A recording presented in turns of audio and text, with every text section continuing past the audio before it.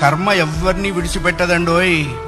ఒకవేళ భగవంతుడైనా కాస్త ఎక్స్క్యూజ్ చేస్తాడు, కొంచెం కన్సెషన్ ఇస్తాడు, కొంచెం ఎగ్జంప్షన్ ఇస్తాడు. కర్మ చస్తే ఇవ్వరు.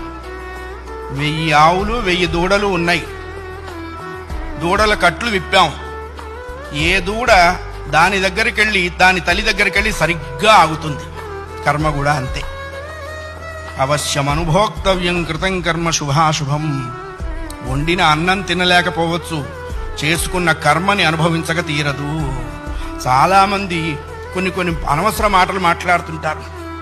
బ్రతకదలుచుకోలేదు, చచ్చిపోదాం అనుకుంటున్నా.